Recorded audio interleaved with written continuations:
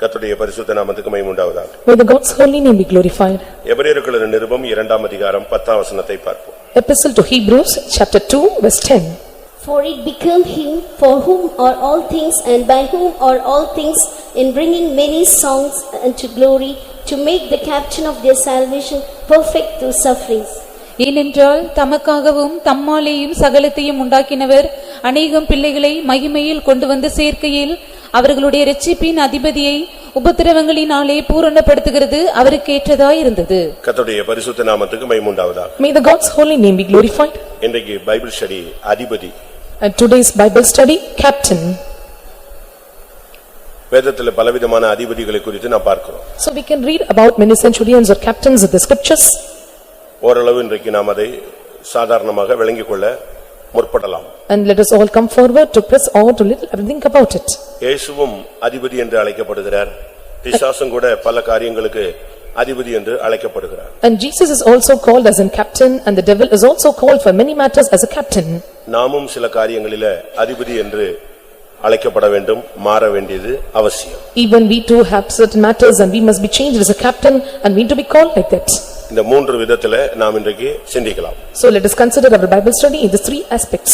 தேவனும் பல காரியங்களுக்கு அதிபதி என்று அழைக்கப்படுகிறார். Even God is also called in certain matters as a பிசாசு பல captain. காரியங்களுக்கு அதிபதி என்று அழைக்கப்படுகிறான். And even the devil is also called as the captain.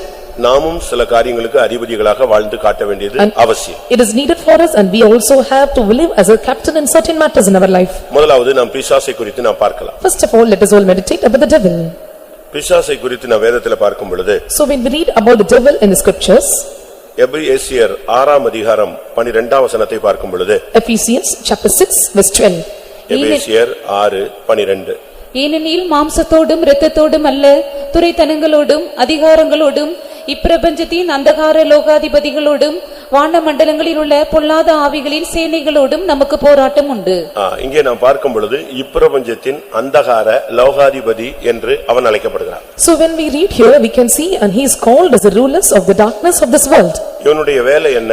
சபையோடு போராடுவது. And what is his work? To strike hard with the church. ஒரு விசுவாசியோடு போராடுவது. To struggle with the believers. ஒரு அபிஷேகம் பெற்ற தேவனுடைய மனுஷனோடு போராடுவது. Or to struggle with the people of God and who is an anointed one. குறிப்பாக ஆவிக்குரிய ஜனங்களோடு போராடுவது. And pointly, he who strike hard with the spiritual ones. அதனாலதான் பவுல் அந்த இடத்துல பேசும் பொழுது நமக்கு போராட்டம் உண்டு என்று அவர் அதை சொல்லுகிறார். And so when this Paul is telling about this, and he says that and we have wrestles over all these things. இவனுடைய கட்டுப்பாட்டில தான் இந்த முழு உலகமும் இருக்கிறது. So only under his control the whole world is vested on. அதனாலதான் இவன் சோதனைக்காரன் என்ற பெயரில் இயேசுவினிடத்தில் வந்த பொழுது, இந்த உலகத்தின் மகிமை எனக்கு கொடுக்கப்பட்டிருக்கிறது, நீர் என்னை விழுந்து சாஷ்டாங்கமாய் பணிந்து கொண்டால் அது உமக்கு தருவேன் என்று அவன் சொல்லுகிறார். And so while he was speaking unto Jesus as a tempter, he came forward, he said that and all the ruling of this world is given unto me, if you fall face to the ground and bow and worship, and everything will be rendered unto you. இவனுடைய கான்செப்டே போராடுவதுதான். And his concept is to wrestle. தேவனுடைய ஜனங்களோடு ஏதாவது ஒரு விதத்தில் போராட வேண்டும். And to wrestle with the people God in some other aspects. ஒன்று மாம்சத்தோடு போராடுவது. To work against them with the flesh. இல்லாவிட்டால் மனதில் போராடுவது. Or by working with the mind. இல்லாவிட்டால் சரீரத்தில் வியாதியின் மூலமாய் போராடுவது. Or working or struggling with them through sickness in their body. இல்ல பிசாசு செய்வனை ஏவல்கள் இப்படிப்பட்ட வல்லமைகளோடு இருந்து போராடுவது. Or because of the powers such as sorceries and devil and witchcraft and evil things. இல்லாவிட்டால் மனிதர்களை வைத்து போராடுவது. Or keeping with men and striving hard with the people. இப்படி ஒவ்வொரு விதங்களிலும் ஒரு போராட்டத்தை உண்டு பண்ணக்கூடிய ஒரு தன்மைதான் இப்பிரபஞ்சத்தின் அந்தகார லோகாதிபதி. The nature of creating a problem or struggles or in some other aspects, and that is the treachery of this ruler of the darkness of this world. நீங்க இந்த விசுவாச வாழ்க்கையை துவக்கி இந்த விசுவாச வாழ்க்கையை முடிக்கிறதுக்குள்ள அவன் பல விசை உங்களை சந்திப்பான். And before initiating and before ending this faith life, and he will come and visit you in many ways. ஒரே பேர்ல வரமாட்டான். And he will not come in the single name. ஒவ்வொரு பேர்ல வருவான். And he will come in different names. ஒரே ரீதியில வரமாட்டான். And he will not come in the same way. வெவ்வேறு ரீதியில வருவான். And he will come in different forms. ஆவிக்குரிய ரீதியில வரலாம். He will come in the spiritual manner. எழுத்தின் பிரகாரமாகவும் Or வரலாம். he come in a literal way. ஊழியர்களுக்குள்ள இருந்து வரலாம். Or he come in the servants of God and he will come. விசுவாசிகளுக்குள்ள இருந்து வரலாம். Or he come out of the believers. இல்ல புறஜாதிகள்ல மற்ற மார்க்கத்திலிருந்து இருந்து வரலாம். Or he come out of the other religions and from other Gentiles. இந்த வல்லமைகள் பல விதங்களிலே வரும். And these powers will come in different angles. சோதனைக்காரன் என்று அழைக்கப்படுவான். And he will be called as a tempter. சாத்தான் என்று அழைக்கப்படுவான். And he will be called as a Satan. பிசாசு என்று அழைக்கப்படுவான். And he will be called as a devil. பொல்லாத ஆவி என்று He will அழைக்கப்படுவான். be called as the evil spirit. பொல்லாங்கன் என்று And he will be அழைக்கப்படுவான். called as a wicked one. Beelzebul என்று And he will அழைக்கப்படுவான். be called as a Beelzebub. அப்பல்லியோன் என்று And he will அழைக்கப்படுவான். be called as the Apollyon. இப்படி சொல்லிக்கிட்டே போலாம். அவனுக்கு பைபிள்ல ஒவ்வொரு விதமான நேம்ஸ் அந்தந்த சூழ்நிலைகளுக்கு ஏற்ற கொடுக்கப்பட்டிருக்கிறது. And we can keep telling like this and different names are given in the scriptures. இவன் ஒரு சாதாரண வல்லமை அல்ல. And he is not an ordinary power. இவன் ஒரு தூதனாக இருந்த ஒரு சக்தி. And he was a power who was found as an angel. தூதனாக இருக்கும் பொழுது அவர்களுக்கென்று கர்த்தர் சிங்காசனம், ஆளுகை, அதிகாரங்கள், துரைத்தனங்கள் எல்லாவற்றையும் வைத்திருந்தார். So when he was an angel and the Lord had given them dominion and ruling and principalities and power. இப்பொழுது அவனிடத்திலிருந்து அந்த போஸ்டிங் எடுத்துட்டார். Now the Lord have taken away the posting from him. இப்போ ஒரு பையன் படிச்சிருக்கான்னு வெச்சுக்கங்க. Now consider when the boy have educated. அவனுக்கு அந்த படிப்பு அறிவு இருக்கும். And he will have the knowledge of the studies. அந்த படிப்பின் மூலமா உள்ள அனுபவம் இருக்கும். And he will have the experience in the studies. அந்த படிப்பின் மூலமா உள்ள திறமைகள் இருக்கும். And he will have the talents in the studies. But அவனுடைய சர்டிபிகேட்டை நீங்க எடுத்து புடிங்கி அதை அரெஸ்ட் பண்ணிரலாம். But we can take it over the body and we can arrest him out. Certificate எடுத்து நீங்க கிழிச்சு போட்டுறலாம். And we can take away the certificate and we can tear it out. அவன் படிச்சது அவனுடைய எல்லா எக்ஸ்ட்ரா கரிக்குலர் எல்லாத்தையும் நீங்க ஒளிச்சிரலாம். ஆனா அவன் படிச்சான் பாருங்க அந்த அறிவு அது ஃபுல்லா அவனுக்குள்ள தான் இருக்கும். All his studies and extracurricular activities we can taken out, but the knowledge will be resting in his mind. அதுபோல Likewise, தேவதூதனை தவறு செய்த பொழுது, சிந்தையில் தவறின பொழுது அவனை தேவன் வானத்திலிருந்து மகிமையிலிருந்து தள்ளுகிறார். when the angel of God, when he was corrupted in thoughts and mind, and the Lord have drawn him out, cast him out from heaven. அப்படி கீழே விழும் பொழுது, So when he was fallen down, இப்போ ஒருத்தனை மரத்துல இருந்து கீழே தள்ளி விடுறீங்கன்னு வெச்சுக்கோங்க. consider you are making a person to come or cut away from the நேரா வந்து tree. பொத்துன்னு ரோட்ல விழுறவனும் இருக்கிறான். And there are some they will fall in the road. சிலர் எதை பிடிச்சுக்குவாங்க, ஏதாவது ஒரு கிளையை பிடிச்சு தொங்கிட்டு இருப்பான். And some they hold on the branches and they will keep holy words. அதுபோல Likewise, தள்ளி விடும் பொழுது ஒரு கூட்டம் வந்து வானத்திலேயே செட்டில் ஆயிடுச்சு. so when he was cast down and one group was settled in heavenly place. அடுத்த குரூப் வந்து பூமியில விழுந்து இங்க செட்டில் ஆயிடுச்சு. And another group they will settle in the earth. இன்னொரு குரூப் அத வந்து வானத்திலே நிப்பாட்ட விடல, பூமியிலே நிப்பாட்ட விடல, கீழே கொண்டு போய் லாக் பண்ணிட்டாரு. And another group he did not make them to stay in the heavenly places as well as in the earth, and he made them to go in the bottomless pit or the sea on the earth. இதுக்கெல்லாம் நமக்கு வசனங்கள் தெரியும். So we all know the verses for all these things. லூக்கா எழுதின சுவிசேஷத்துல நான் 10ஆம் அதிகாரத்துல பார்க்கும் பொழுது இதோ சாத்தான் மின்னலை போல வானத்திலிருந்து விழுகிறதை கண்டேன்னு இயேசு பேசுகிறார். And Jesus speak about the Satan when he was fallen down and he fall down like a lightning. 18 வசனம். லூக்கா 10:18. அவர்களே அவர் நோக்கி, சாத்தான் மின்னலை போல வானத்திலிருந்து விழுகிறதை கண்டேன். இப்ப வானத்துல இருந்து அவன் விழுகிறான்னு இருக்கு. அப்ப வானத்துல தான் இவன் எங்க செய்றான், ஸ்டாண்ட் பண்ணிக்கிட்டான் தன்னை. So now we can see that and he was fall down from the heaven and he stood in heaven. இந்த ஆவிகளை தான் எபேசியர் 6:12ல சொல்லும் பொழுது வான மண்டலங்களில் உள்ள பொல்லாத ஆவிகளின் சேனைகள் என்று பவுல் பேசுகிறார். So this is what and these are the things of spiritual wickedness in high places, but Saint Paul speak about them. அடுத்ததாக நாம் பார்க்கும் பொழுது Nextly when we look up வெளிப்படுத்தல் 2ஆம் அதிகாரம் 11ஆம் வசனத்துல 2:11 of Revelation. ஆவியானவர் சபைகளுக்கு 2:13 வெளிப்படுத்தல் 2:13 2:13 of Revelation. உன் கிரியைகளையும் சாத்தானுடைய சிங்காசனம் இருக்கிற இடத்தில் நீ குடியிருக்கிறதையும் நீ என் நாமத்தை பற்றிக் கொண்டிருக்கிறதையும் சாத்தான் குடிகொண்டிருக்கிற இடத்திலே சாத்தான் குடிகொண்டிருக்கிற இடத்துல ஒரு கூட்டம் ஜனங்கள் இருக்கிறாங்க. இது பூமியில நடக்கிற சம்பவம். And one group of people were dwelling with there, Satan dwelleth, and this is the incident that happened on the earth. ஆனா இன்னும் இந்த தள்ளப்பட்ட தூதர்களே தீவிரவாத குரூப் இருக்கு, ரொம்ப மோசமான team. And so there are terrorist group and those who are found in the fallen angels. இதை என்ன பண்ணிட்டாரு? So what he did with them? யூதா 6ஆம் வசனம். Jude verse 6.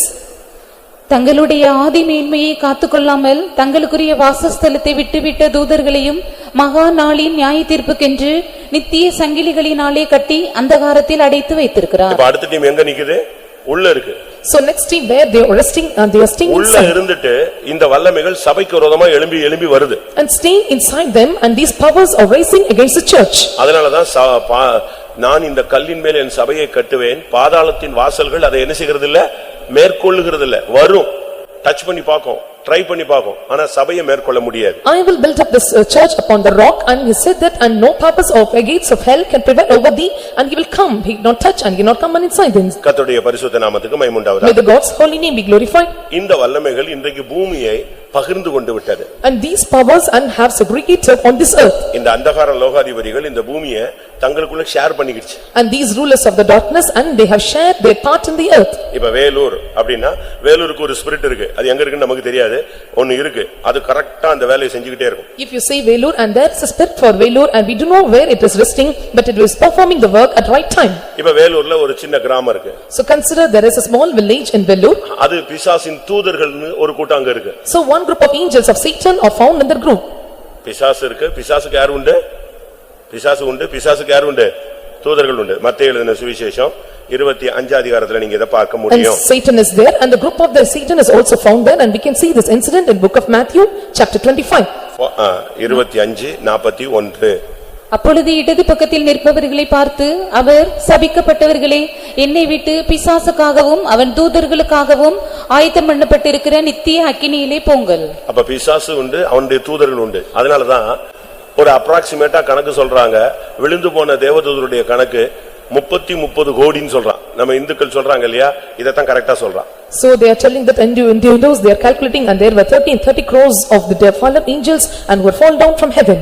இந்த வல்லமைகள் இந்த பூமியை பிரித்து கொண்டது. So these powers have shared over this earth. இப்ப வேலூர் எடுத்துக்கிட்டீங்கன்னா ஒரு ஹெட் இருக்கும், மத்ததெல்லாம் branch. So when you consider Vellore and there will be head and others are branches. நான் பயங்காட்டறேன்னு சொல்லிர கூடாது, ஏதோ ஒரு கதை சொல்றேன்னு நீங்க எடுத்துற கூடாது. And don't think that I am threatening you or telling some stories. எல்லா வசனத்தோட தான் நான் பேசிட்டே வருவேன். I am speaking everything with the proof of the word of God. தானியேல் 10ஆம் அதிகாரம் 13ஆம் வசனத்தை நீங்க பாக்கும்போது, When we look into Daniel chapter 10 verse 13, தானியேல் ஒரு காரியத்துக்காக 21 நாள் போராடி கொண்டே இருக்கிறார். and Daniel for certain matters and he was striving God for 21 days. But பதில் வந்து பரலோகத்துல இருந்து கிளம்பிருச்சு. பட் என்ன செய்யல, போஸ்ட் வந்து யாருக்கு கிடைக்கல, பர்టిక్యులர் ஆளுக்கு கிடைக்கல. The answer proceeded from heaven but it did not reach to the particular person. இவன் நம்மள மாதிரி ஆள் கிடையாது. And he is not ordinary like us. கிடைச்சா கிடைக்குது, பதில் கிடைச்சா கிடைக்காது, கிடைக்காட்ட போகுது, ஸ்தோத்திரம் என் ஆத்துமாவே கர்த்தரை ஸ்தோத்திரம் எல்லாம் போட மாட்டான். இவன் பிரேயரை முடிக்கிறதே கிடையாது. விடாம நின்னு 21 நாளோ 81 நாளோ பதில் வேணும். அதுதான் அவனுடைய concept. He will not cease the prayer until he receive the answer, and whether it may be 21 days or 81 days, and he must get the result. அப்ப டெய்லி போய் பெட்டிஷன் விழுந்துகிட்டே இருக்கு பரலோகத்துல. And every day and he was taking or making the petitions unto heaven. அப்ப ஆண்டவர் சொல்றாரு, அவனுடைய மனம் எப்பொழுது இந்த பாயிண்ட்ல செலுத்தப்பட்டதோ அன்றைக்கே என்னுடைய கட்டளை என்ன செஞ்சிருச்சு, பிறந்திருச்சு. And the Lord says, and when my mouth was gone towards him, and that day itself my command was proposed to him. யார் எடுத்துட்டு வர்றா மெசேஜ? And who have delivered the message? சொல்லுங்க, யாரு? காபிரியல் எடுத்துட்டு வராங்க. And Gabriel is taking the message. எடுத்துட்டு வந்தா, and when he was taking it, இங்க உள்ள விட மாட்டேங்கறான். and he is not coming inside. இப்ப தானியேல் 10:13 படிங்க. 10:13 of Daniel. பெர்சியா ராஜ்யத்தின் அதிபதி 21 நாள் மட்டும் என்னோடு எதிர்த்து நின்றான். யார் இந்த பெர்சியாவின் அதிபதி? And who? ஒரு தூதனை வந்து ஒரு ஊர்ல உள்ள தலைவர் போய் நிப்பாட்டிடுவாரா? வராதேன்னு சொல்லி. And who is the prince of the kingdom of Persia? Will the angel will come and stop it? தூதர்களை அவர் எப்படி வச்சிருக்கிறாரு? எப்படி செய்கிறார்? காற்றுகளாக செய்கிறார். அவனை போய் எப்படி ஒரு மனுஷன் போய் காத்த நிப்பாட்ட முடியுமா? And how he created angels, and he created angels like a winds, and he is able for him to stop those winds. அப்ப அவனை பிரேக் பண்றது யாரு? இன்னொரு காத்து இருக்கு. And who is able to break, and there is another wind to break him down.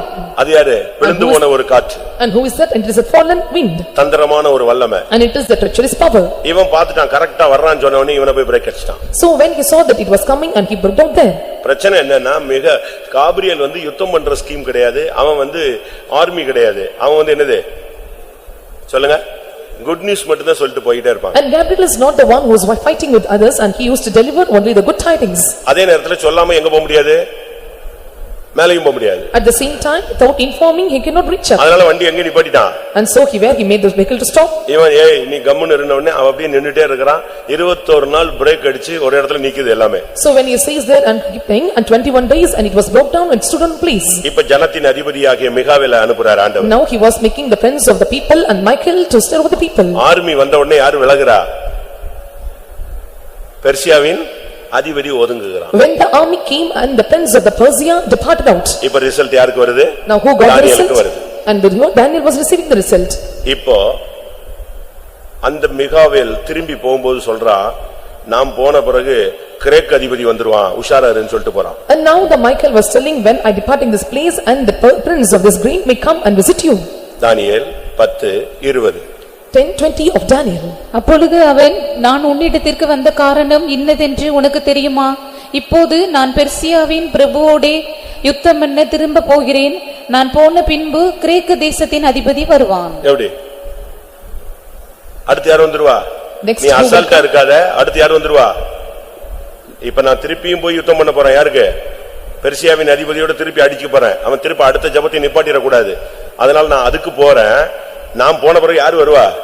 Next posting எடுத்துக்குவான். அந்த இடத்தை வந்து கிரேக் அதிபதி வந்து நிப்பான். And the angel said, and don't be lethargic, and because when I slain over the prince of Persia, so when I am gone, and the next the prince of the Grecia may come and attack you. இவங்க மனிதர்கள் அல்ல. And these are not men. ஒவ்வொரு தேசத்துல இந்தியாவுன்னா இந்தியாவுக்கு பின்னால மோடிக்கு பின்னால ஒரு பெரிய சக்தி உட்கார்ந்திருக்குங்க. So in India behind Modi and the great power was behind him. ஒவ்வொரு ஆட்சியாளர்களுக்கும் பின்னால ஒரு ஆவி இருக்கு. And behind every rulers and there is a spirit behind them. அதுபோல Likewise.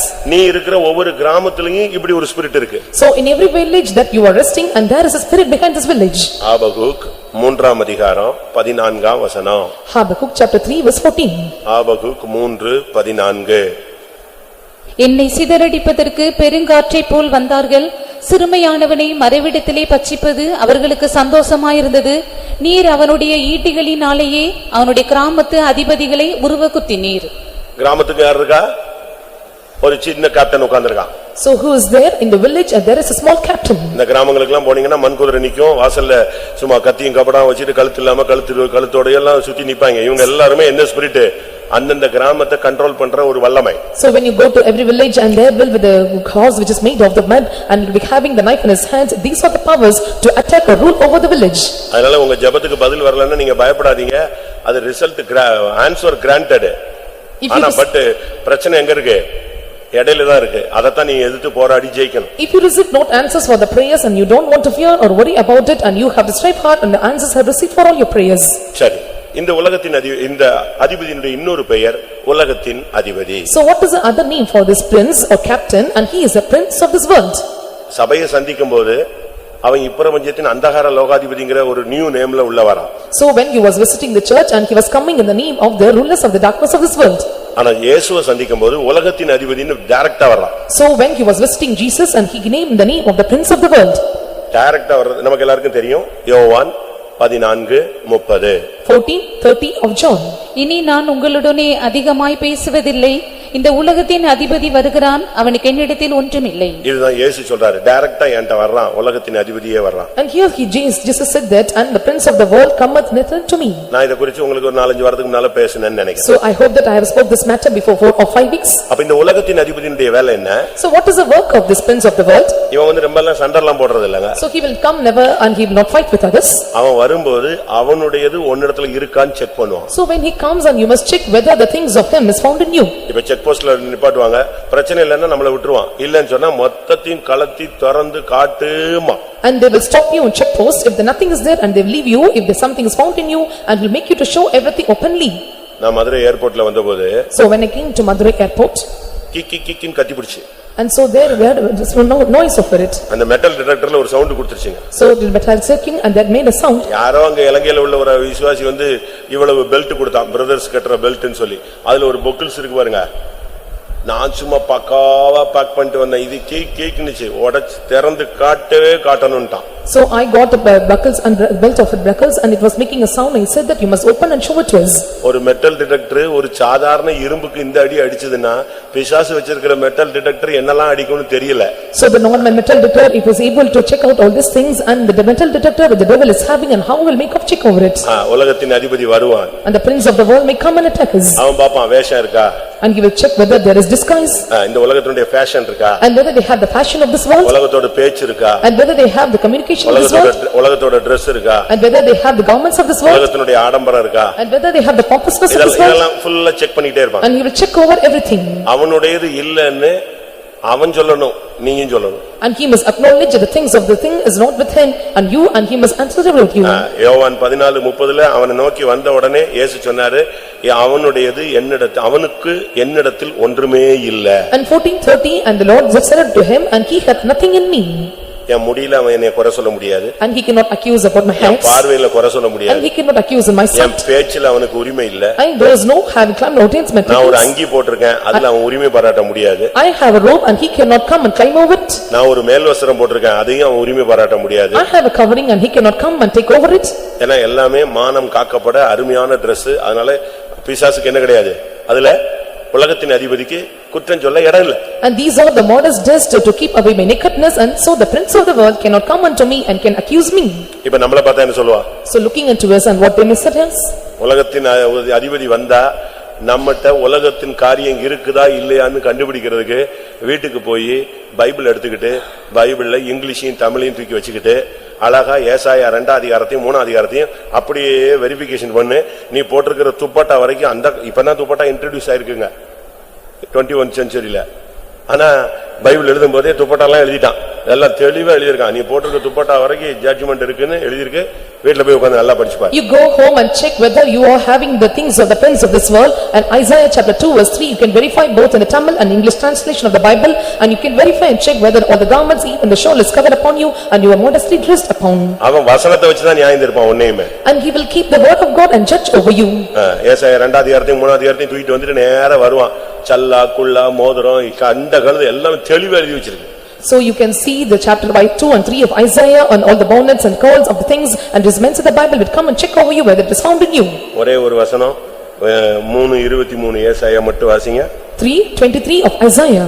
கண்ணாடிகளையும் சல்லாக்களையும் குல்லாக்களையும் துப்பட்டாக்களையும் உரிந்து போடுவார். எல்லாம் அங்க பாரு, லிஸ்ட் பாருங்க, எல்லாம் கிளியரா எழுதி வச்சிருக்கு. நீ வீட்டுல போய் உட்கார்ந்து இங்கிலீஷ்ல படிச்சுக்கோ, தமிழ்ல படிச்சுக்கோ, அப்ப புரிஞ்சுக்கும். நீ போட்டுக்கிற கண்ணாடி டிசைன் எல்லாத்துக்கும் மயிர் சுருளு சுருட்டி விடுறது, ஹேர் இது டை கிய் எல்லா கேஸும் மொத்தமா அங்க வந்துருவான். And so you will check and see the verses which is both in Tamil and English translation, and all the glasses and everything which is mentioned whether it is found in you. அவன் வரும் பொழுது இயேசு மாதிரி நீ சொல்லணும், என்னிடத்துல ஒண்ணுமே இல்ல.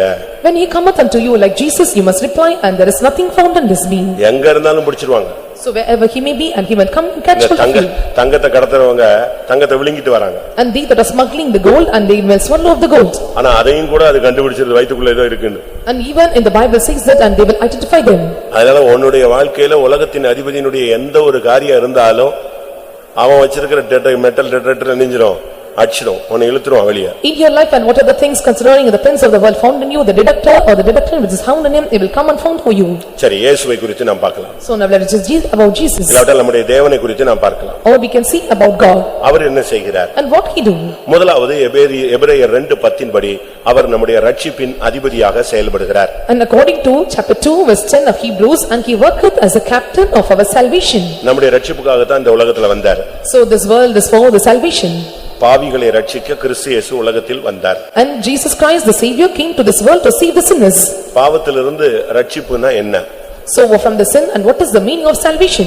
ஒரு கிறிஸ்தவனுடைய சரியான அடையாளம் முதலாவது பாவி என்று உணர்வது. And the right identification of the Christian is that he had to realize that he was a sinner.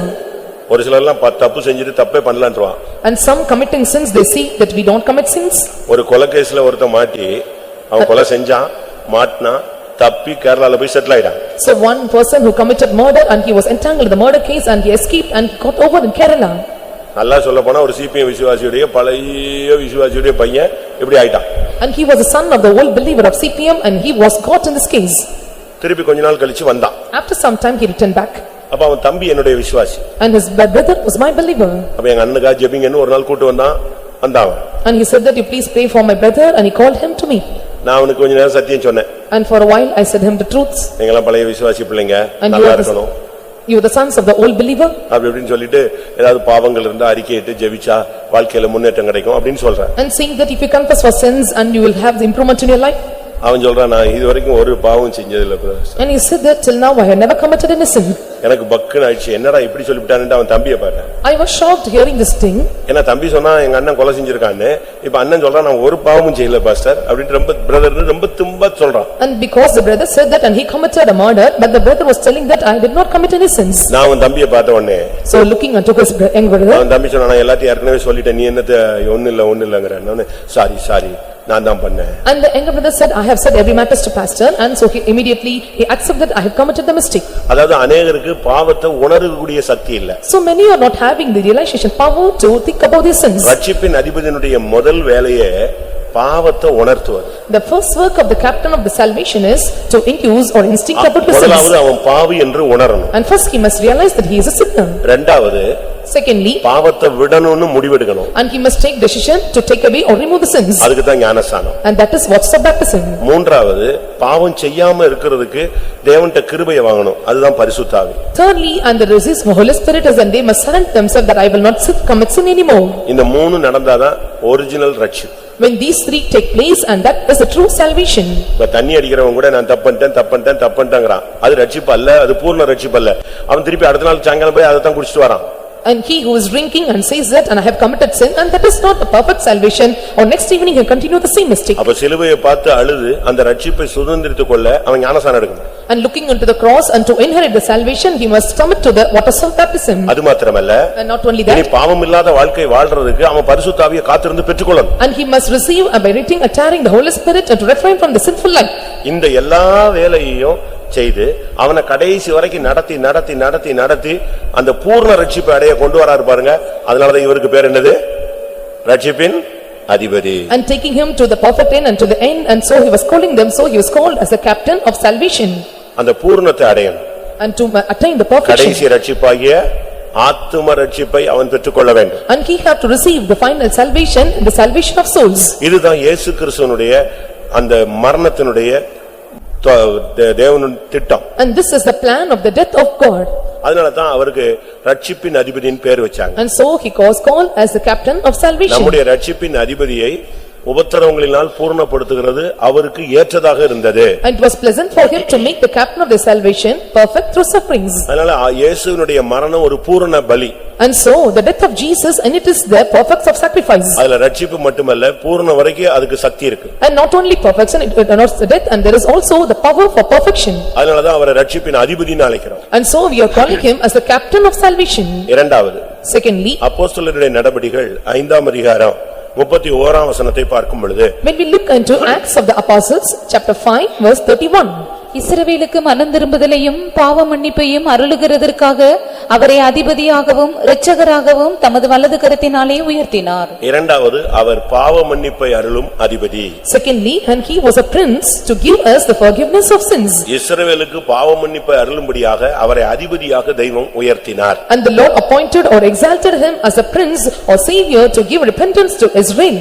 பாவங்களை மன்னிக்க மனிதகுமாரனுக்கு மட்டுமே அதிகாரம் இருக்கிறது. And only the Son of Man is having the power and authority to forgive the sins. அதனால பாவத்தை மன்னிக்கிறதுக்காக தான் அவர் தன்னுடைய சொந்த இரத்தத்தினாலே பாவ மன்னிப்பாகிய மீட்பை உண்டு பண்ணினார் என்று சொல்லி இருக்கிறது. And so it is said that to forgive the sins and through his own blood, and he made the redemption of sins.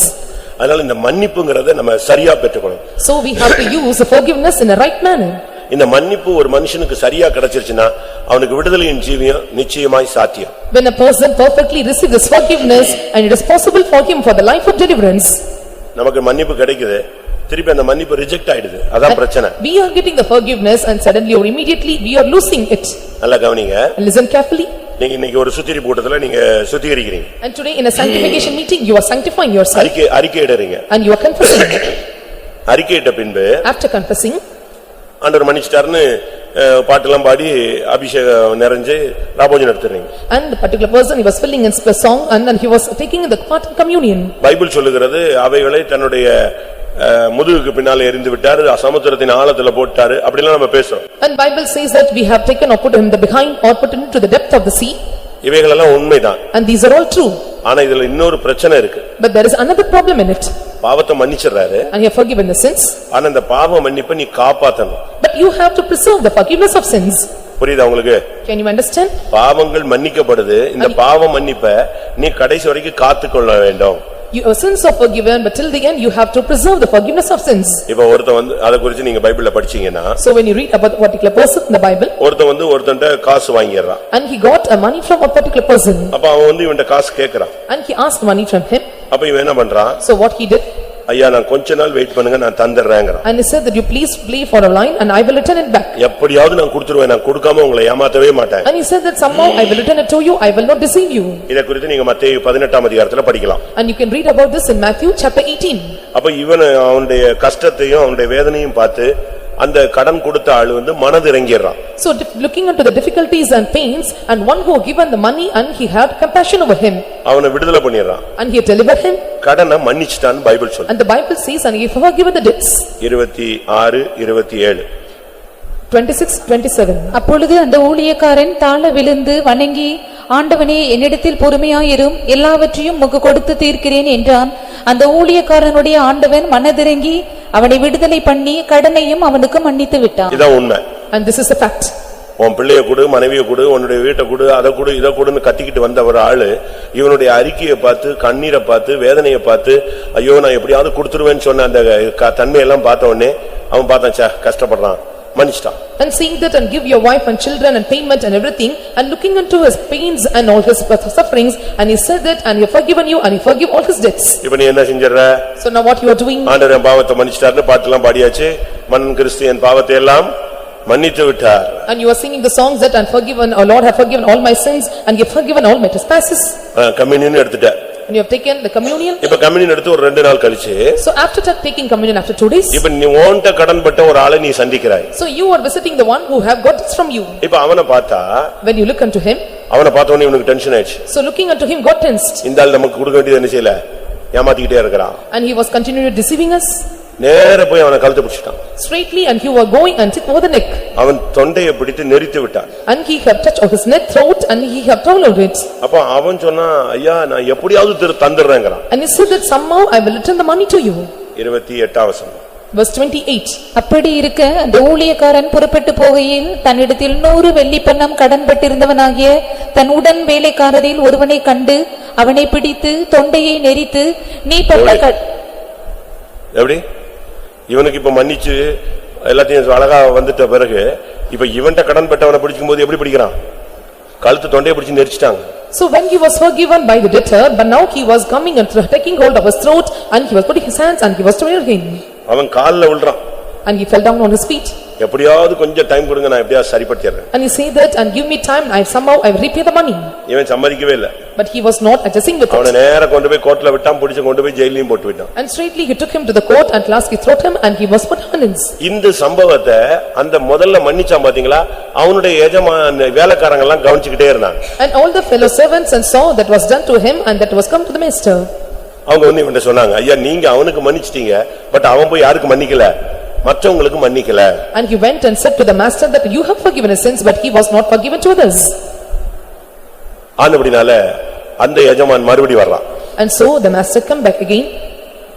இவனை கூப்பிட்டான். And he called him. நான் உனக்கு இறங்கினேன். And I have made a நீ compassion அவனுக்கு towards இறங்கவில்லை. you. But you did not so faith to him. அதனால நீ எனக்கு கொடுக்க வேண்டிய பணத்தை திருப்பி தந்துருன்னு சொல்ற. So you have to give back the money that you have to settle to me. அப்ப என்ன நடந்துச்சு? You know what happened at time? மன்னிப்பு என்ன செஞ்சிருச்சு? கேன்சல் ஆயிடுச்சு. And there took place the cancellation of forgiveness. இப்ப பாருங்க எத்தனை ராபோஜனம் தாண்டிட்டு வரீங்க, திருப்பி எத்தனை பேரை நீங்க மன்னிக்காம இருக்கீங்க, எவ்வளவு சண்டை போட்டுறீங்க, எத்தனை பேரை நீங்க பகைச்சிட்டீங்க, இதெல்லாம் பாத்தீங்கன்னா இப்ப திருப்பி நம்ம பாவத்தினுடைய சுமை எப்படி இருக்கும்? திரும்பவும் பழைய நிலவரத்துக்கே வந்தாச்சு. So now after taking part in many communions and we are not able to forgive the trespasses and sins of others and we have carried over burden, it was overloaded in us. அதனால இந்த விஷயத்துல நீங்க ரொம்ப கவனமா இருக்கணும். So you must take heed in this matter. பாவங்களை மன்னிக்க மனிதகுமாரனுக்கு அதிகாரம் உண்டு, அவர் பாவ மன்னிப்பை அருளும் அதிபதி. The Son of Man is having the power and authority to forgive our sins and he is the captain of our salvation. அப்போஸ்தலர் 3ஆம் அதிகாரம் 15ஆம் வசனத்தை பார்க்கும் பொழுது 3:15 of Acts. அப்போஸ்தலர் 3:15 ஜீவாதிபதியை கொலை செய்தீர்கள் இயேசு ஜீவாதிபதி என்று அழைக்கப்படுகிறார். So Jesus here is called as the Prince of Life. ஒரு மனிதனுக்கு சுகம் கொடுக்கணும், மரணத்திலிருந்து அவனை விடுதலை ஆக்கணும், ஒரு மனிதனுக்கு ஜீவன் கொடுக்கணும் அப்படின்னா அது தேவனால தான் முடியும். And it is only possible with God to give him a healing and to heal out of all the things and to give him life. ஜீவாதிபதி. And he is the Prince of Life. அவர் ஜீவ சுவாசத்தை ஊதின பொழுது மனுஷன் எப்படி மாறிட்டான்? ஜீவ ஆத்துமாவாக மாறினான். So when he breathed his living all and the man become a living soul. அதனால நாம் இந்த நாட்கள்ல அவர் மூலமாக தான் ஜீவனை பெற்றுக்கொள்கிறோம். So through him we are receiving life. கர்த்தர் என் ஜீவனின் பெலன் ஆனவர். And he is the strength of my life. அதனால தான் இயேசுவுக்கு பேரு ஜீவாதிபதி. ஜீவாதிபதியை நீங்கள் கொலை செய்தீர்கள் என்று அங்கே அப்போஸ்தலன் பேசுகிறார். So Jesus is called as a Prince of Life and here the apostle is speaking that and you have killed the Prince of Life. அவர் ரட்சிப்புக்கு அதிபதி. And he is the Prince of the salvation. பாவ மன்னிப்பை அருளும் அதிபதி. And he is the Prince of giving அவர் மனிதனுக்கு ஜீவனை கொடுக்கிற அதிபதி. And he is the one who gives life, the Prince of Life. ஒவ்வொரு நாளும் நாம் அவரிடத்திலிருந்து ஜீவனை பெற்றுக்கொண்டே இருக்கணும். And every day we are receiving life from him. ஆண்டவர்ட்ட இருந்து லைஃப் வந்துகிட்டே இருக்கணும். So we have to get life from God. உள்ளான மனுஷன் நாளுக்கு நாள் என்ன செய்யணும்? ஜீவன் அடையணும், பலன் அடையணும். An inner man must be strengthened and must get life day by day. 1 தீமோத்தேயு 6ஆம் அதிகாரம் 15ஆம் வசனத்தை பார்க்கும் பொழுது When we look into 6:15 of 1 Timothy 1 தீமோத்தேயு 6:15 அந்த பிரசன்னமாகுதலை தேவன் தம்முடைய காலங்களில் வெளிப்படுத்துவார்.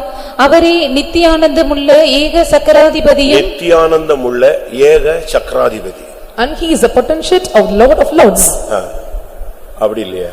நித்தியானந்தம் உள்ள ஏக சக்கராதிபதி. And he is the only potentate, Lord of lords.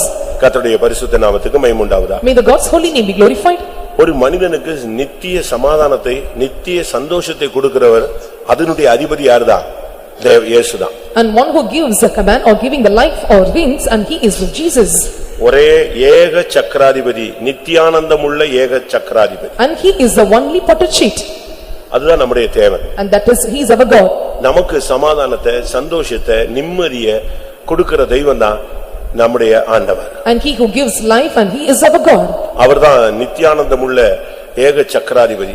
சமாதானத்துக்கும் சந்தோஷத்துக்கும் அவர் மகிழ்ச்சிக்கும் அவர்தான் அதிபதி. And he is the only potentate, and he is our life giver, and he is the peace giver, and he give us joy to us. அதனாலதான் கிறிஸ்தவ வாழ்க்கையில ரட்சிப்பு, பாவ மன்னிப்பு, ஜீவன், அதற்கு அடுத்து நித்திய சந்தோஷம். So in Christian life and giving the forgiveness of sins, and then after peace, and we have the eternal life from him. அவருடைய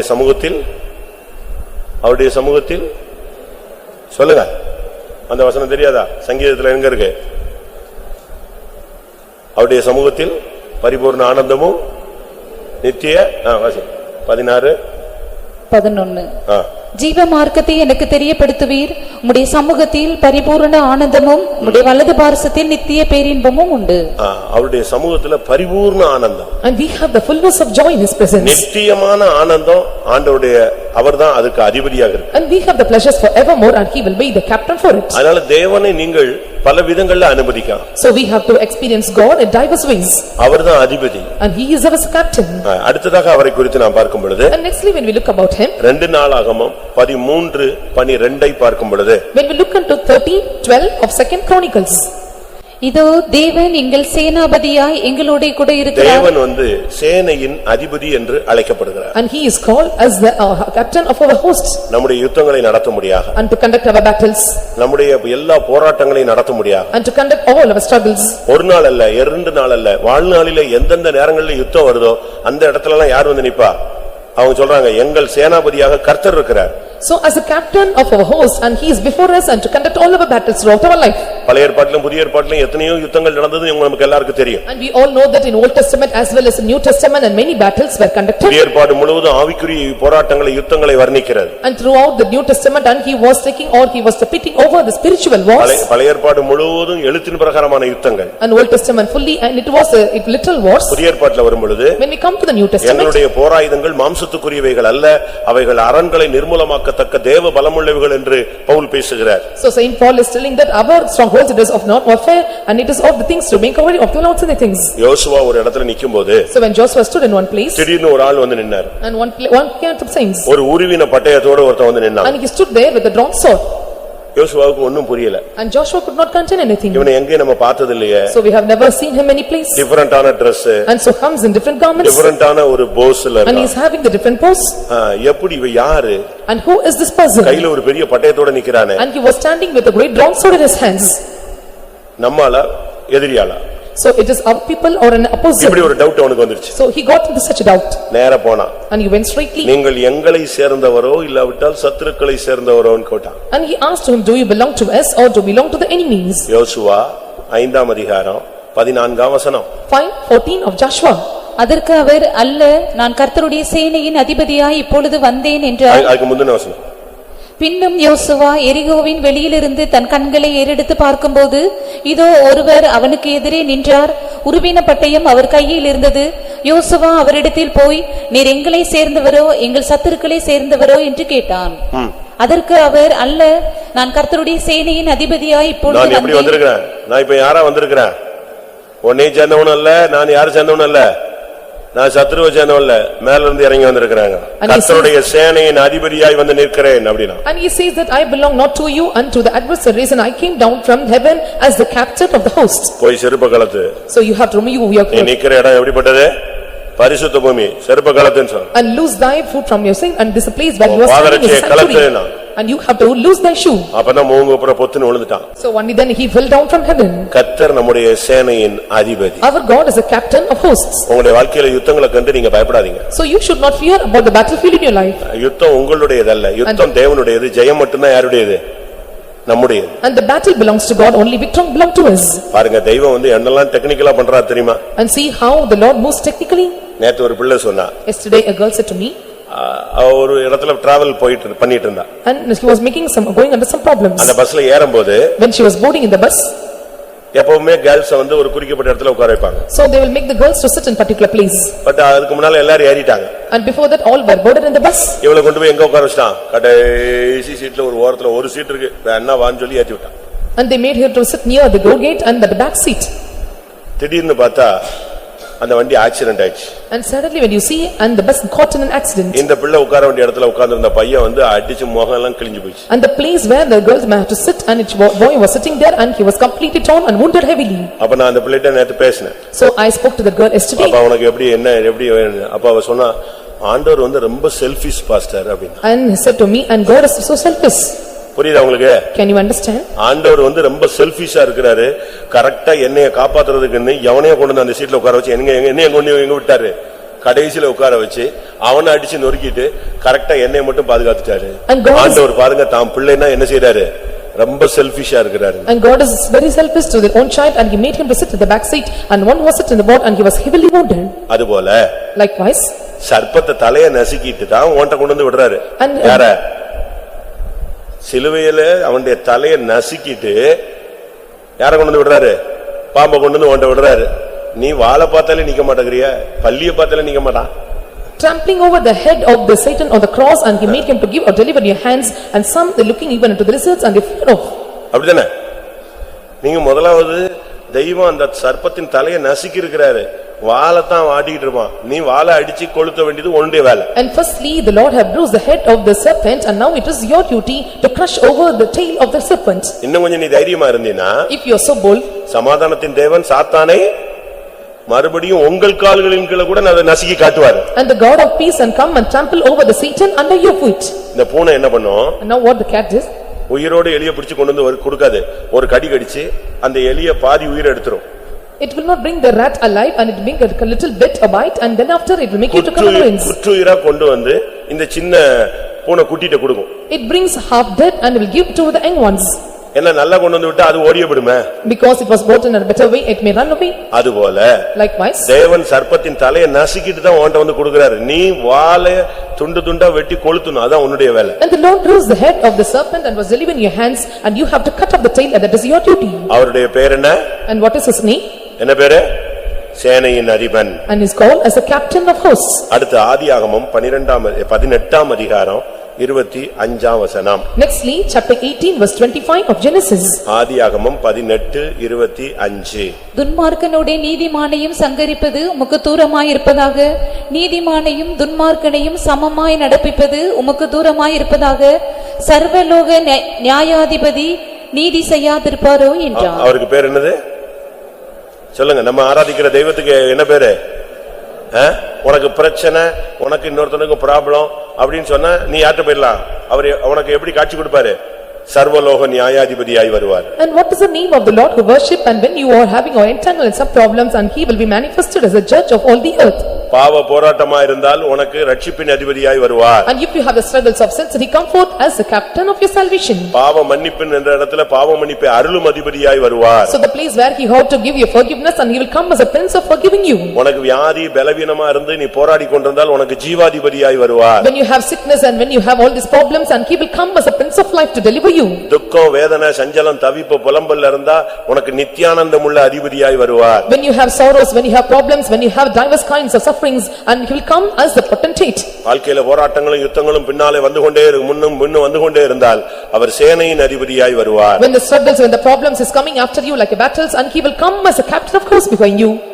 உனக்கு பிரச்சனைகள் வாதிட்டு உனக்கு உன்னோடு வழக்காடி பொறாமை போட்டிகள் பயங்கரமான எதிர்ப்புகளுக்குள்ள நீ போய் கொண்டிருந்தால் அவர் சர்வலோக நியாயாதிபதியாய் வந்து உன் நியாயத்தை பட்டப்பகலை போல வெளிச்சமாக்குவார். So when you are going through all kinds of problems and competitions and envious things and zealous over the people and will come as the judge of all the earth and he will come and judge over you. கர்த்தருடைய பரிசுத்த நாமத்துக்கு மகிமை உண்டாவதாக. May the God's holy name be glorified. நாம நினைக்கிறோம் மோடி ஆளுகை செய்கிறாரு, அவருக்கு பின்னால ஆவி இருக்குன்னு. அந்த ஆவிக்கும் பின்னால ஒருத்தர் இருக்கிறார், அவர்தான் ஆண்டவர். அவர்தான் அவனையும் சேர்த்து கண்ட்ரோல் பண்றாரு. And we are thinking that and Modi is ruling over and he the one spirit which is behind Modi and the Lord is taking control over the spirit too. புரியுதா உங்களுக்கு? Can you understand? என்னதான் மோடி தலைகீழ dive அடிச்சாலும் permit மேல இருந்து என்ன செய்யணும்? வந்தாதான் அவள் அங்க அசைய முடியும்.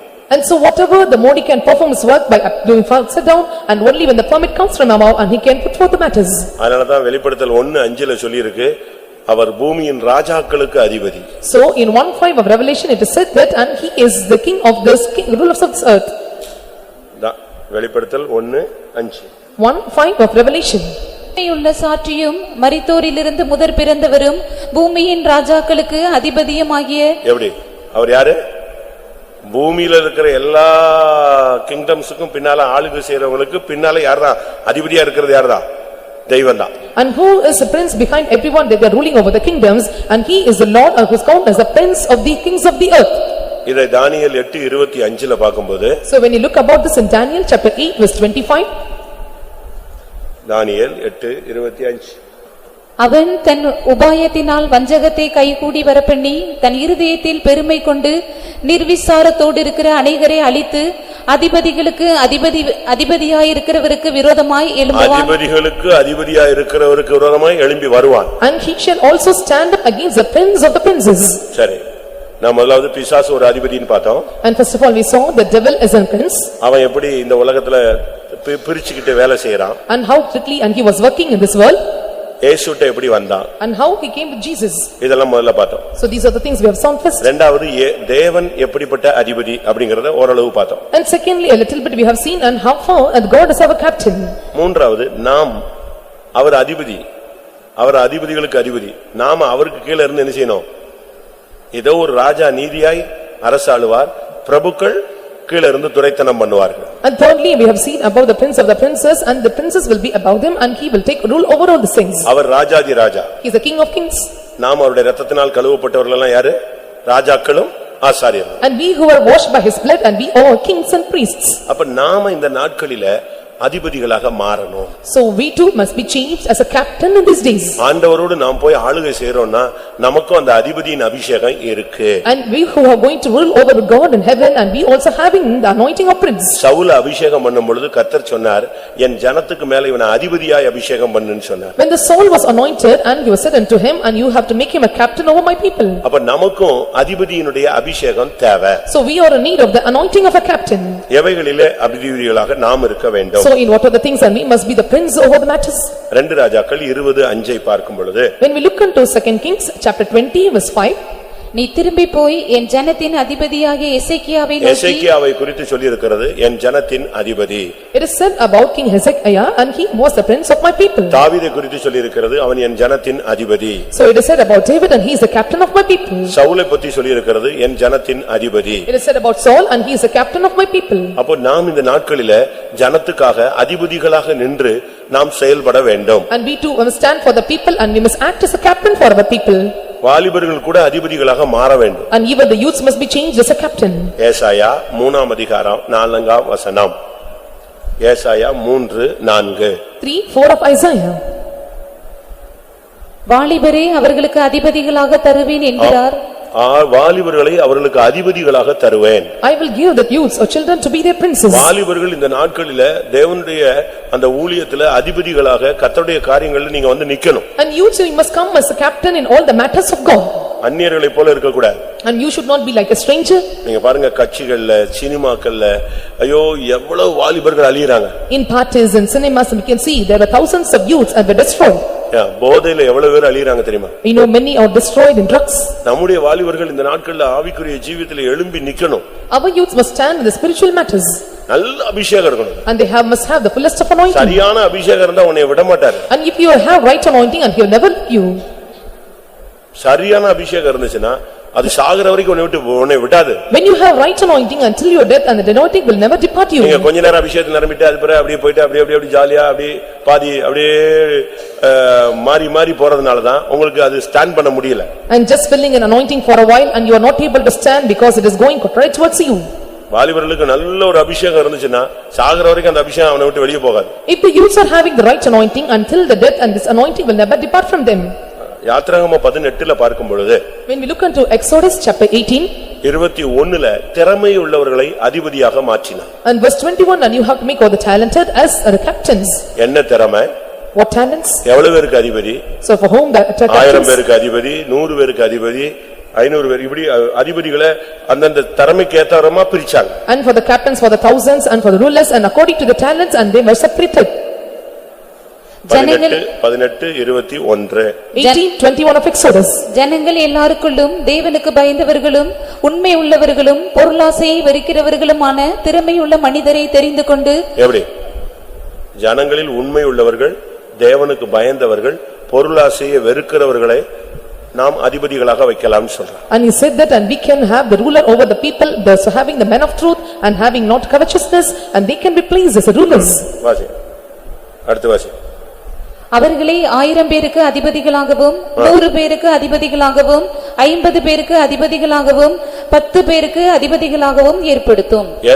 யாருக்கு அதிபதி ஆகணும்னா என்ன தகுதி?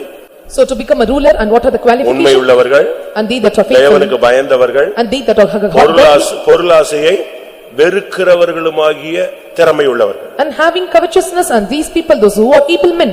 ஒருத்தனை அடிக்கிறது திறமை இல்ல. It is not beating one as a talent. வாயின் வார்த்தையினால மடக்குவது திறமை அல்ல. It is not a talent to divert them through the words of the mouth. நல்ல தொழில் பண்ணுவது திறமை அல்ல. It is not a talent to do a good business. இல்ல உலகத்துல எந்த காரியங்களிலும் நீங்க ரொம்ப ஸ்கில்ஃபுல்லா இருக்கீங்க, கன்னிங்கா இருக்கீங்கங்கிறது திறமை அல்ல. And being a skillful in cunning matters in the world, and that become not a talent. Bible சொல்லுகிற திறமை என்ன? And what is the Bible says about the talents? உண்மையா இருக்கணும், அதான் உன் திறமை. And you must be faithful, and that is your talent. நீ தேவனுக்கு பயந்தவனா இருக்கணும், அதான் உன் திறமை. And you must be godly fearing, and that is a talent. எந்த சூழ்நிலையும் பொருளாசையை வெறுக்கணும், அதுதான் உன் திறமை. At any situations you have to hate the covetousness, and that is your talent. உங்களுக்கு எல்லாம் பல டாலன்ட் இருக்கும், ஆனா இந்த டாலன்ட் இருக்கான்னு பாருங்க. And you may have many talents, but check now whether you have these talents. ஏமாத்துறதுக்கு உங்களுக்கு நல்லா கத்து வச்சிருப்பீங்க. And you have learned to deceive others.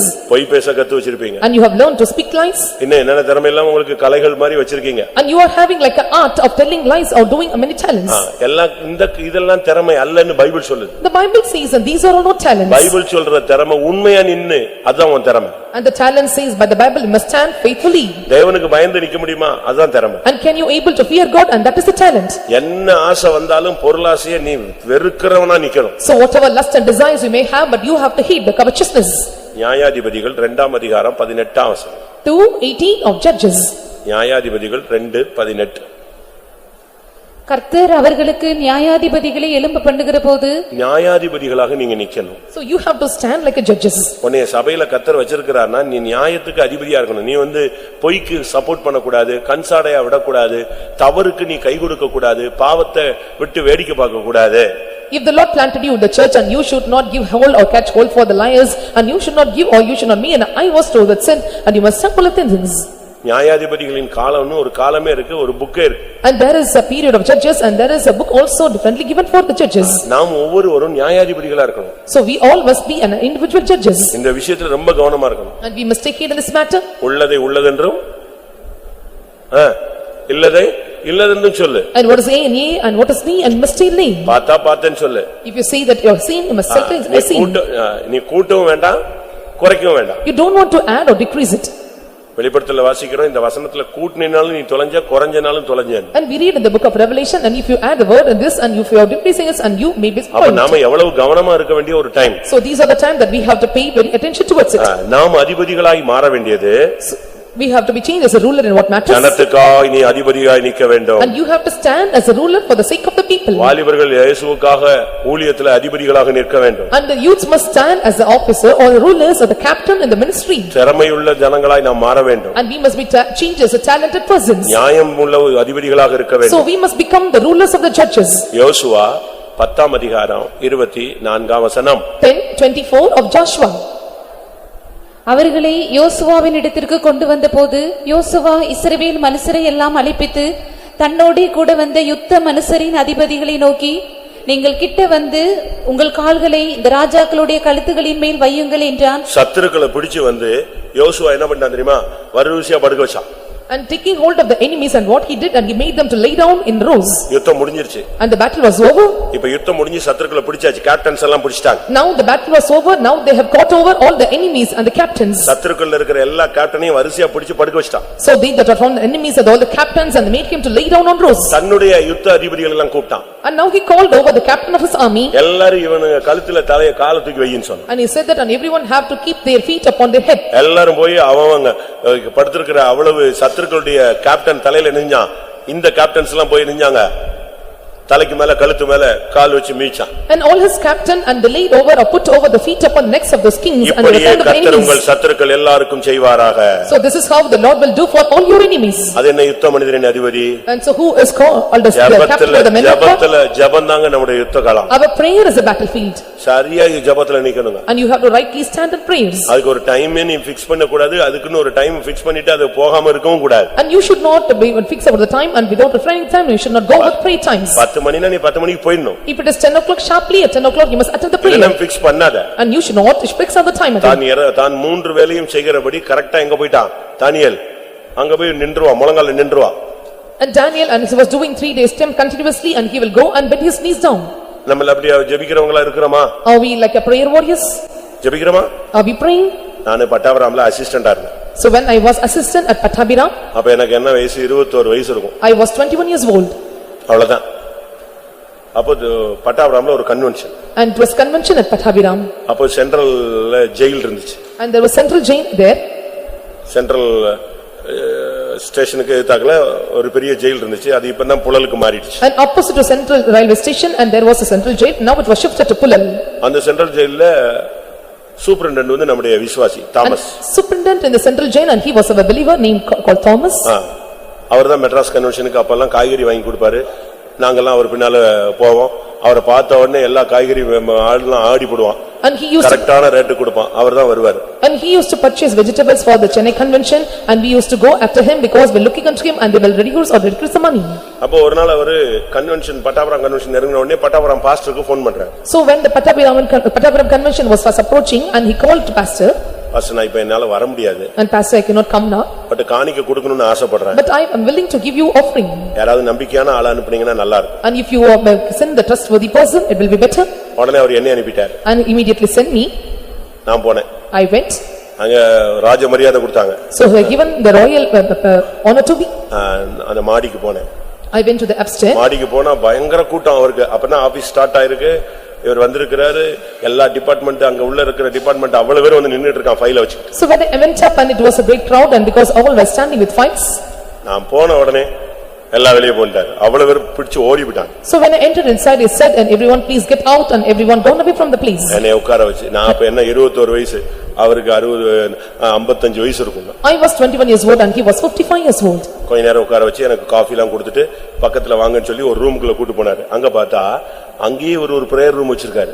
He made me to sit there for a while and he gave me a provided coffee and there was a room nearby and there was also a lot of a prayer room. அங்க போன உடனே முழங்கால் போட்டு எனக்கா ஜெபம் பண்ணுங்கன்னாரு. நான் ஒரு 2-3 நிமிஷம் நின்னு ஜெபிச்ச பிறகு அனுப்பி விட்டார். When I went inside and he asked me to pray for a while and he prayed for 2 or 3 minutes and after we closed our prayer. நீ உனக்கு ஒரு ஜெப ஆவி இருக்கணும். உனக்கு ஒரு ஜெப அறை இருக்கணும். And you must have the spirit of prayer and you should have the prayer chamber. சரியா நிக்க வேண்டிய ஒரு time. And this is the right time to stand in prayers. நீ யுத்த மனுஷனின் அதிபதியாக நீ இருந்தா உன் சத்துருக்கள் எல்லாம் கர்த்தர் உன் பாதத்துக்கு கீழே கொண்டு வருவார். If you are the captain of the men of war, the Lord will bring all your enemies under your feet.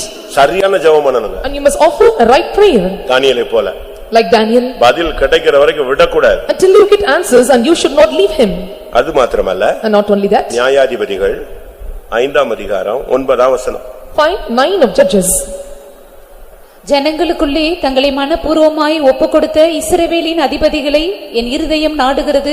ஜனங்களுக்குள்ளே மனப்பூர்வமாய் தங்களை ஒப்புக்கொடுத்த ஜனங்களின் அதிபதிகளை கண்டு என் இருதயம் பொங்குகிறது.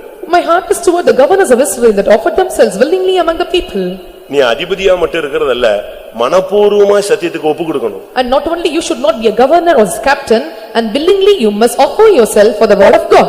அந்த அதிபதிகள் எல்லாம் மனப்பூர்வமாய் ஒப்பு கொடுக்கிற அதிபதிகள். And those are governors or the officers and were able to submit them willingly. ஜனங்களுக்குள்ளே தங்களை மனப்பூர்வமாய் ஒப்பு கொடுத்த இஸ்ரவேலின் அதிபதிகளை என் இருதயம் நாடுகிறது. My heart is seeking after or it is toward the governors of Israel that offered themselves willingly among the people. எத்தனை பேர் நீங்க சத்தியத்துக்கு மனப்பூர்வமா ஒப்பு கொடுக்கறீங்க? And how many are able to submit yourself willingly to the truths? ரோமர்கள் நிருபத்தில் நாம் பார்க்கும் பொழுது when we look into epistles to Romans அங்கே பவுல் என்ன பேசுகிறார்? and what Saint Paul speak there? இந்த ஒப்பு கொடுக்கிறத பத்தி என்ன பேசுகிறார்? And what he tell about offering or delivering up? ரோமர் 6:17 6:17 of Romans. முன்னே நீங்கள் பாவத்திற்கு அடிமைகளாயிருந்தும் இப்பொழுது உங்களுக்கு ஒப்புவிக்கப்பட்ட உபதேச சட்டத்திற்கு நீங்கள் மனப்பூர்வமாய் கீழ்ப்படிந்ததினாலே தேவனுக்கு ஸ்தோத்திரம். எப்படி மனப்பூர்வமாய் நீங்கள் உபதேச சட்டங்களுக்கு கீழ்ப்படிந்தபடியினால் தேவனுக்கு ஸ்தோத்திரம். And God be thanked for ye have obeyed from the heart that formed the doctrine which was delivered to you. இதுதான் பைபிளுங்க. And this is considered Bible. அதனால ஆவியானவருக்கு நீங்க ஒப்பு கொடுக்கிறது போல வசனங்களுக்கும் நீங்க மனப்பூர்வமா ஒப்பு கொடுக்கணும். So like how you are willingly surrender to the Spirit of God and you have to willingly submit yourselves for the word of God. முடிக்கிறதுக்கு முன்னாக And before I end up, இரண்டு அதிபதிகளை பார்த்து முடிக்கலாம். and let us see about the two captains and we can wind up. ஒன்று First thing, ஆதியாகமம் 42:6. 42:6 of Genesis. ஆதியாகமம் 42:6. யோசேப்பு அத்தேசத்துக்கு அதிபதியாய் இருந்து யோசேப்பு எகிப்துக்கு அதிபதியாக இருந்தான். And Joseph was the governor of the land. ஒன்று. இரண்டாவது Second thing, Daniel 2:48. 2:48 of Daniel. தானியேல் 2:48. பின்பு ராஜா தானியேலை பெரியவனாக்கி அவனுக்கு அநேகம் சிறந்த வெகுமதிகளை கொடுத்து அவனை பாபிலோன் மாகாணம் முழுதுக்கும் அதிபதியாகவும் பாபிலோனில் உள்ள சகல ஞானிகளின் மேலும் பிரதான அதிகாரியாகவும் நியமித்தான். அவனை அதிபதியாக வைத்தான். And he appointed him as a governor. இன்னும் சொல்ல போனால் It to say so more, Daniel 5:16. 5:14 of Daniel. 5:16. 5:16 of Daniel. பொருளை வெளிப்படுத்தவும் கருகலானவைகளை தெளிவிக்கவும் உன்னாலே கூடுமென்று உன்னை குறித்து கேள்விப்பட்டேன். இப்போதும் நீ இந்த எழுத்தை வாசிக்கவும் இதன் அர்த்தத்தை எனக்கு தெரிவிக்கவும் உன்னாலே கூடுமானால் நீ இரத்தாம்பரமும் கழுத்திலே பொற்சரப்பணியும் தரிக்கப்பட்டு ராஜ்யத்திலே 3ஆம் அதிபதியாய் இருப்பாய் என்றான். ஒருவன் வந்து எகிப்தின் அதிபதி, ஒருவன் பாபிலோனின் அதிபதி. One is the governor of Egypt and another is the governor of Babylon. பழைய ஏற்பாட்டில் கிறிஸ்துவுக்கு முன்னடையாளமான பரிசுத்தத்துக்கு சாட்சிகளான ரெண்டு பேர் இவங்க ரெண்டு பேர் தான். And for the shadow of the Christ and who was the witness for the holiness, and these two stood for the holiness. தானியேலை பரிசுத்தத்துல எவனுமே குறை சொல்ல முடியாது, யோசேப்பை ஒருவனுமே குறை சொல்ல முடியாது. And no one can accuse in the matters of the holiness to Daniel as well as to Joseph. தானியேலை நீங்க படிச்சு பாத்தீங்கன்னா பரிசுத்தத்தின் ஊழியனுக்கு ஒரு அடையாளம், யோசேப்பு பரிசுத்தமுள்ள ஒரு விசுவாசிக்கு அடையாளம். When you read about the Daniel, and he was the shadow and he was a type for the servants of God, and Joseph for the believers. ஏன்னா ஒருத்தன் குடும்பஸ்தன், ஒருத்தன் குடும்பம் இல்லாதவன். Because one was a family man and another do not have any family. ஆனா ரெண்டு பேரும் ரெண்டு தேசத்துல அதிபதியா இருந்தாங்க. But both of them, and they were the rulers for different two countries. இது எதை காண்பிக்கிறது? And what it shows? எகிப்தின் அதிபதியா இருப்பதுங்கிறது அடிமைத்தனத்தின் மேல் ஒரு ஜெயத்தை காண்பிக்கிறார். So saying that he was the governor of Egypt and he was a conqueror over all his bondage. நீங்க பாவத்துக்கு அடிமையா இருந்தது மாதிரி இன்றைக்கு நீங்க தேவனுக்கு அடிமைகளாய் மாறணும். And now once you were the servants or slaves to sin, and you must become the servants to God. அடுத்து அவன் பாபிலோன் மேல் அதிகாரியா இருந்தான், அதிபதியாக இருந்தான். And he was the governor over Babylon. Babylon என்கிறது ஒரு நாகரிகத்தை காண்பிக்கிறது. And Babylon shows civilization. ஆடம்பரம். It shows pompousness. பாவங்களுடைய தாய். And it is the mother of sin. வேசித்தனத்தின் தாய். And it is a mother of harlots. அருவருப்புகளின் தாய். A mother of abomination. இப்படி எல்லாம் பாபிலோனுக்கு பல பேர் பைபிள்ல இருக்கு. And there are various names given to Babylon in Bible. அந்த தேசத்துல தான் இருந்தான், இவன் அதுக்கு அதிபதியா இருந்தான். And he was the governor in the such lands.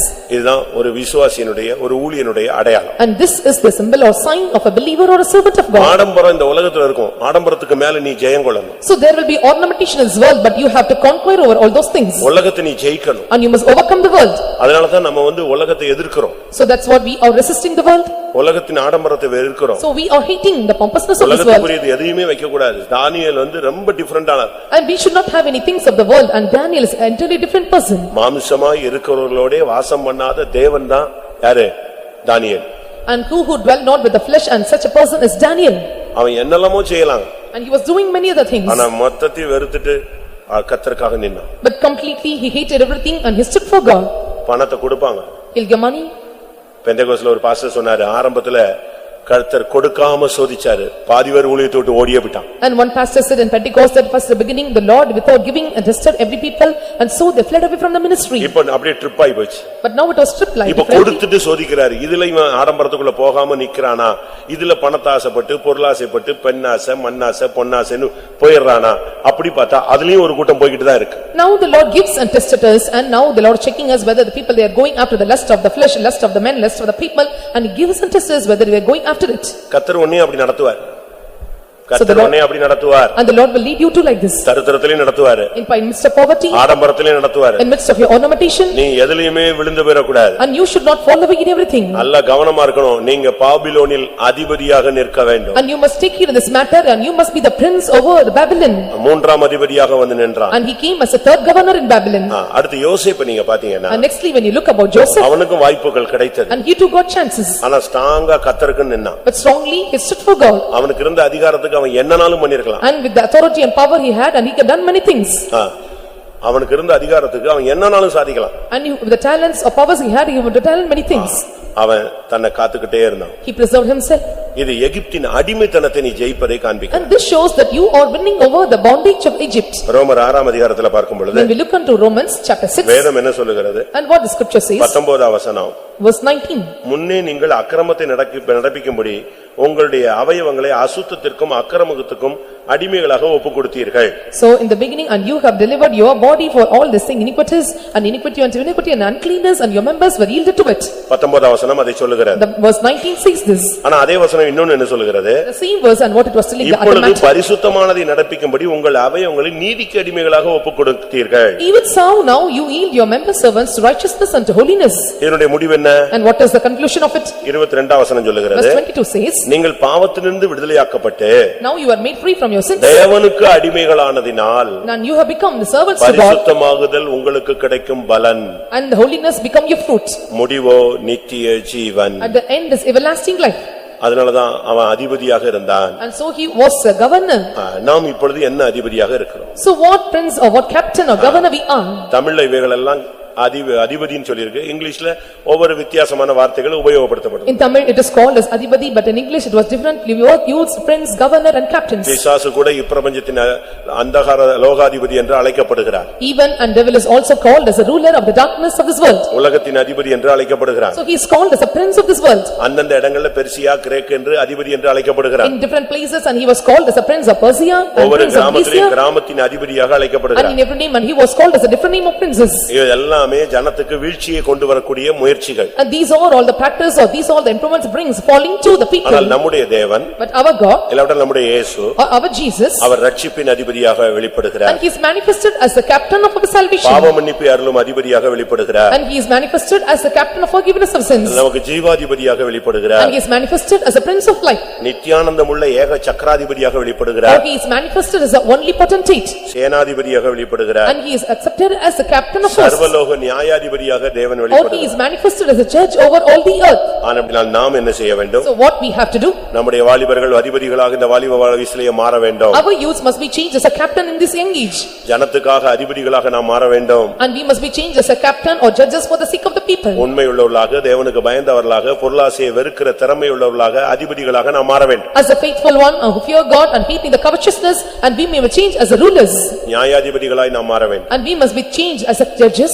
யுத்த மனிதரின் அதிபதிகளாக மாறி சத்துருக்களை மிதிக்கக்கூடியவர்களாய் மாற வேண்டும். And we must be turned as a captain of the men of war, able to trample over our enemies. இந்த சத்தியத்துக்கு மனப்பூர்வமா நீங்கள் ஒப்புக்கொடுக்கிற அதிபதிகளாய் மாற வேண்டும். And you must be changed as a captain who is able or willingly able to surrender for the truths of God. அப்படி மாறும் பொழுது If you are changed, இந்த ஆடம்பரத்தை நாம் ஜெயிக்கலாம். and you are able to conquer or win over this ornamentation. விசுவாசிக்கிறவனை அன்றி உலகத்தை ஜெயிக்கிறவன் யார்? And then rather than he that believe, and who can overcome this world? விசுவாசமே உலகத்தை ஜெயிக்கிற ஜெயம். And our faith is a overcome the world. நீங்கள் பாவத்துக்கு ஒரு காலத்தில் அடிமையாக இருந்தீர்கள். In one time, and you were servants to sins. இப்பொழுது தேவனுக்கு அடிமைகளாக கர்த்தர் உங்களை கொண்டு வந்திருக்கிறார். Now the Lord taught you நீங்கள் தேவனுக்கு அடிமைகளாக இருந்தால், and if you are the servants of sins, உங்களுக்கு பரிசுத்தமாகுதல் உங்களுக்கு பலனாய் கிடைக்கும். and the holiness you will receive as a fruit or reward. முடிவு நித்திய ஜீவனாய் மாறும். And the end will be the everlasting life. எல்லாரும் கண்களை மூடுவோம். Let us all close our eyes. ஏனென்றால் முழங்கால் படியிடுவோம். Or if possible, let us all bend our knees.